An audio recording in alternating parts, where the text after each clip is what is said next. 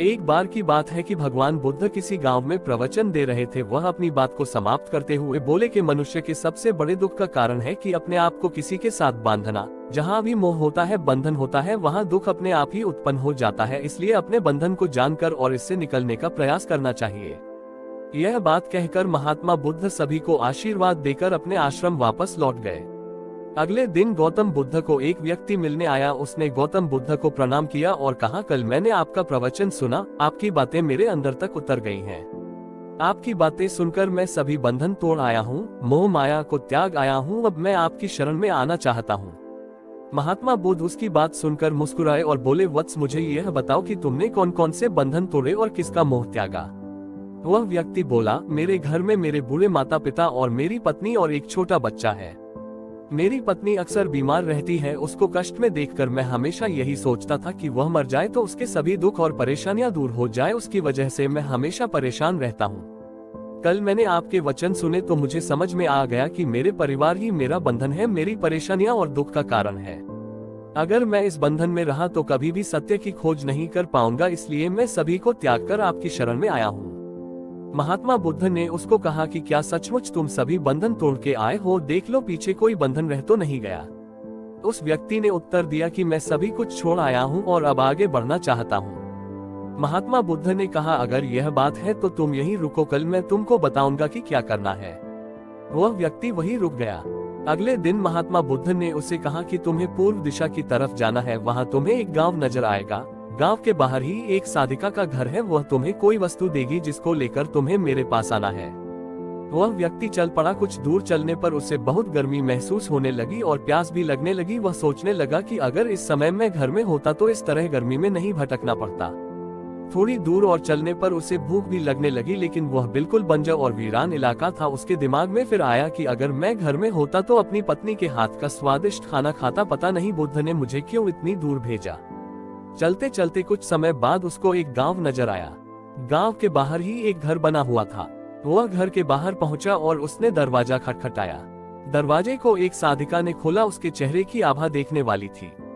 वह व्यक्ति उसको देखकर मंत्रमुग्ध हो गया। साधिका ने उसको देखकर कहा, मुझे पता है आपको गौतम बुद्ध ने भेजा है, आप अंदर आइए। वह व्यक्ति अंदर आकर हाथ मुंह धोकर चटाई पर बैठ गया। साधिका ने उसके सामने भोजन की थाली रखी। उस व्यक्ति को बहुत भूख लगी थी, इसलिए वह जल्दी से भोजन करने लग गया। अचानक उसकी नजर साधिका के पैरों पर पड़ी। वह उसके खूबसूरत पैरों को देखता ही रह गया। तभी साधिका ने उसका ध्यान भंग किया और कहा, जिसको महात्मा बुद्ध के चरणों में स्थान मिल जाता है उसको किसी और के पैर देखने की जरूरत नहीं पड़ती। वह व्यक्ति उसकी बात सुनकर बहुत शर्मिंदा हुआ और नजरें झुकाकर चुपचाप भोजन करने लगा। भोजन करने के बाद साधिका ने उसको कहा कि आप बहुत दूर से आए हो, आराम कर लो, मैं आपको पंखा कर देती हूँ। वह व्यक्ति चटाई पर लेट गया और अपनी आंखें बंद कर ली। साधिका उसको पंखा करने लगी, लेकिन लेटने के बाद भी उस व्यक्ति को चैन नहीं आया। वह धीरे से अपनी आंखें खोलकर चोर नजरों से साधिका को देखने लगा। उसके दिमाग में यह ख्याल आया कि यह स्त्री कितनी सुंदर है। अगर यह मेरी पत्नी होती तो मेरा जीवन स्वर्ग बन जाता। साधिका ने उसके मन की बात को समझ लिया और बोली, इस शरीर में कुछ नहीं रखा है, यह तो सिर्फ मांस मज्जा और हड्डियों का जोड़ है। जो व्यक्ति इसके आकर्षण से मुक्त हो जाता है वही व्यक्ति सत्य को प्राप्त करता है। वह व्यक्ति उसकी बात सुनकर घबरा गया और जल्दी से उठ बैठा और बोला, अब मुझे महात्मा बुद्ध के पास चलना चाहिए, इसलिए आप मुझे वह सामान दे दे जो बुद्ध ने कहा था। साधिका ने उसकी बात सुनकर मुस्कुराते हुए कहा, बुद्ध ने आपको जिस काम के लिए भेजा था वह पूरा हो गया है। साधिका की बात उस व्यक्ति को समझ में नहीं आई। वह दरवाजे की तरफ चल पड़ा। दरवाजे के पास पहुंचकर वह एक पल के लिए रुका और पलटकर बोला कि क्या आप अंतर्यामी हो? आपने मेरे मन में जो था वह कैसे समझ लिया? बुद्ध की कृपा से मैं मोहमाया से ऊपर उठ चुकी हूँ, इसलिए भावनाओं से निर्लिप्त और किसी के चेहरे को देखकर उसके मन में उठने वाले विचारों को समझ लेती हूँ। उसकी बातें सुनकर वह व्यक्ति बहुत लज्जित हुआ। उससे सोचा कि जिस स्त्री ने मेरा इतना आदर सत्कार किया, मैं उसके बारे में इतना गलत सोचता रहा। उसके पश्चात यह व्यक्ति बुद्ध के आश्रम की तरफ लौट गया। आश्रम में पहुंचकर वह व्यक्ति महात्मा बुद्ध के चरणों में गिर पड़ा और बोला, मुझे क्षमा करें, मैंने बहुत बड़ा पाप किया है। महात्मा बुद्ध ने मुस्कुराते हुए कहा कि मैंने इसलिए तुम्हें साधिका के पास भेजा था ताकि तुम अपने आप को पहचान सको। अब तुम मुझे यह बताओ कि क्या तुम सचमुच मोहमाया के बंधनों को त्याग चुके हो? उस व्यक्ति ने कोई जवाब नहीं दिया। वह नजरें झुकाकर खड़ा रहा। बुद्ध ने कहा कि बाहरी बंधनों और मोह को त्यागने से हम बंधन मुक्त नहीं होते, दरअसल बंधन और मोह हमारे अंदर होता है। तुमने अपने परिवार को छोड़ दिया और सोचा कि तुम बंधन मुक्त हो गए हो, लेकिन जैसे ही तुम्हें मौका मिला तुम्हारे अंदर का मोह जाग उठा और इसी वजह से आज तुम अपने आप को पापी समझ रहे हो। उस व्यक्ति ने बुद्ध के आगे हाथ जोड़ दिए और बोला कि मुझे क्षमा करें, आप सही कह रहे हैं, मैं सिर्फ अपनी पत्नी से पीछा छुड़ाना चाहता था क्योंकि वह बहुत बीमार रहती है।